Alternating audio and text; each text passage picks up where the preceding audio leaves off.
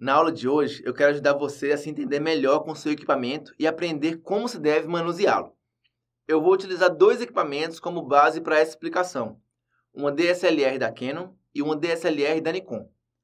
Eu escolhi usar DSLRs e não uma câmera mirrorless ou até mesmo uma semi-profissional, porque as DSLRs são ainda hoje o padrão para a maioria dos fotógrafos profissionais e porque a operação de todas, de maneira geral, é bem parecida e segue o mesmo raciocínio.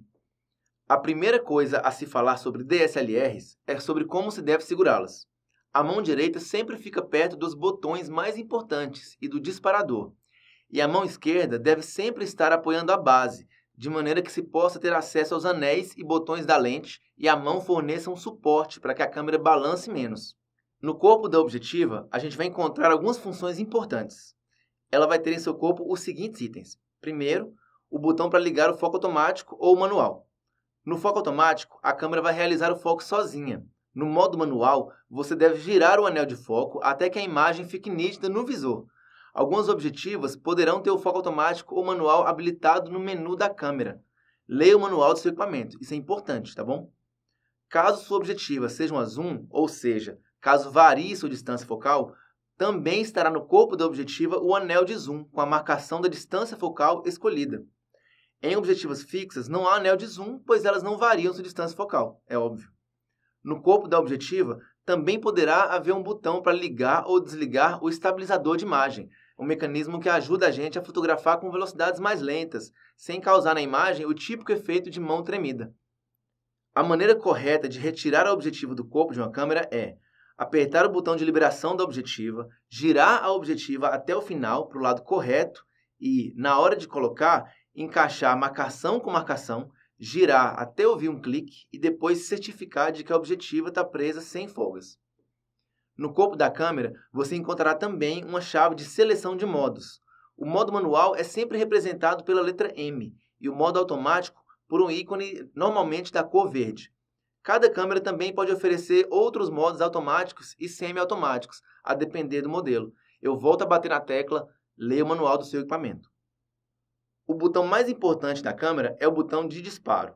Ele nos oferece três funções. A primeira é tirar a câmera do modo standby, quando a gente pressiona ele até a metade. É o que a gente chama de meio toque. Para que a bateria da câmera não gaste à toa, o fotômetro não fica o tempo inteiro ligado.